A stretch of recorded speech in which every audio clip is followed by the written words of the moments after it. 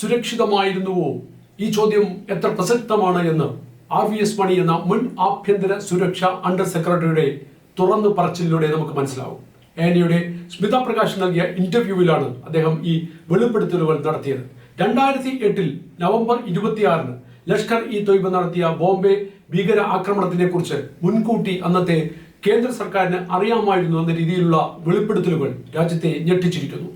Indian union മുസ്ലിം ലീഗിന്റെ മുൻ കേന്ദ്രമന്ത്രിക്ക് പാകിസ്ഥാൻ രഹസ്യാന്വേഷണ വിഭാഗമായ ISIയുമായി അവിശുദ്ധ ബന്ധമുണ്ടായിരുന്നുവെന്നും അദ്ദേഹത്തിന്റെ ഈ തുറന്നു പറച്ചിലുണ്ട്.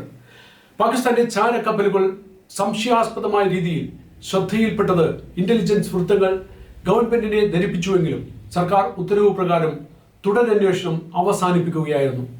ഒരു ഇന്റലിജൻസ് ഏജൻസിയും സംശയാസ്പദമായ ഒരു ശത്രുതയും അങ്ങനെ ഉപേക്ഷിക്കാറില്ല.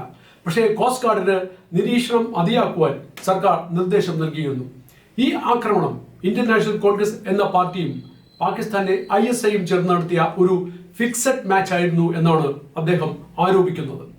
രാജ്യത്ത് ഹിന്ദു ഭീകരവാദം ഉണ്ട് എന്ന് വരുത്തി തീർക്കുവാനും തെളിവുകൾ കണ്ടുപിടിക്കുവാനും അന്നത്തെ ആഭ്യന്തരമന്ത്രിയായിരുന്ന ശിവരാജ് പാട്ടീലിന്റെ ഓഫീസിലെ നിത്യ സന്ദർശകനും പാർട്ടിയുടെ പ്രമുഖ നേതാവുമായ ദിഗ്വിജയ് സിംഗ് തന്നോട് പലതവണ ആവശ്യപ്പെട്ടിരുന്നുവെന്നും RVS മണി പറയുമ്പോൾ പാകിസ്ഥാന്റെ ആശയങ്ങൾ നടപ്പാക്കിയ സർക്കാരിന്റെ മുഖം മൂടി അഴിഞ്ഞു വീഴുകയാണ്.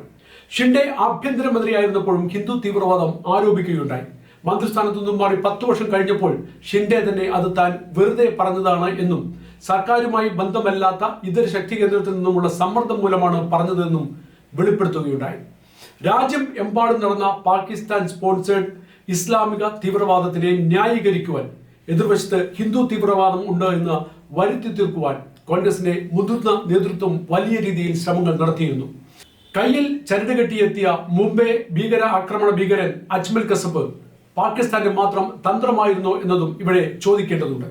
കയ്യിൽ ചരട് കെട്ടിച്ച് ഹൈന്ദവ രീതിയിൽ വന്ന കസബ് എന്ന പാകിസ്ഥാൻ തീവ്രവാദിയെ ജീവനോടെ പിടിച്ചില്ലായിരുന്നുവെങ്കിൽ ഒരുപക്ഷെ അയാളെ ഹിന്ദു തീവ്രവാദിയാക്കി ഇക്കൂട്ടർ ഹിന്ദു തീവ്രവാദത്തിന് അടിവരയിട്ടേനെ. കേണൽ പുരോഹിതും സ്വാമിനി പ്രഖ്യാ താക്കൂറും ഈ ഗൂഢാലോചനയുടെ ഇരകളായി തുറങ്കലിൽ അടയ്ക്കപ്പെട്ടിരുന്നു. സംശോധ എക്സ്പ്രസിൽ ഭീകരാക്രമണം നടത്തുവാൻ ISI കറാച്ചി അടിസ്ഥാനമാക്കിയ ഒരു സിൻഡിക്കേറ്റിന്റെ തലവൻ ആരിഫ് കസ്മാനിയെ ഏൽപ്പിക്കുകയായിരുന്നു. ഈ ആക്രമണം നടത്തിയത് തന്റെ സിൻഡിക്കേറ്റാണ് എന്ന് പല തവണ അയാൾ പറഞ്ഞപ്പോഴും കോൺഗ്രസും ഇന്ത്യൻ സർക്കാരും അതെല്ലാം തള്ളിക്കളഞ്ഞുകൊണ്ട് ഇന്ത്യയിലെ ഹിന്ദു തീവ്രവാദികളാണ് അത് ചെയ്തത് എന്ന് ആവർത്തിക്കുകയായിരുന്നു. കോൺഗ്രസ് ഈ ആരോപണങ്ങൾക്ക് കൃത്യമായ മറുപടി നൽകേണ്ടി വരും. മണി തന്റെ വാദങ്ങളെ എതിർക്കുവാൻ കോൺഗ്രസിനെ വെല്ലുവിളിച്ചിട്ടുമുണ്ട്. പാകിസ്ഥാൻ ഭീകര സംഘടനകളെ നഖശിഖാന്തം എതിർത്ത കേണൽ പുരോഹിതിനെ കള്ളക്കേസിൽ കുടുങ്ങി അകത്തിട്ടത് ഇന്ത്യൻ സർക്കാരാണ്. ഈ വെളിപ്പെടുത്തലുകളിലൂടെ രാജ്യത്തിനെ വഞ്ചിച്ച രാഷ്ട്രീയ കളികൾ പുറത്തു വരികയാണ്. കേന്ദ്ര സർക്കാർ ഉചിതമായ അന്വേഷണം നടത്തുകയും രാജ്യവഞ്ചകരെ പുറത്തു കൊണ്ടുവരികയും ചെയ്യണം.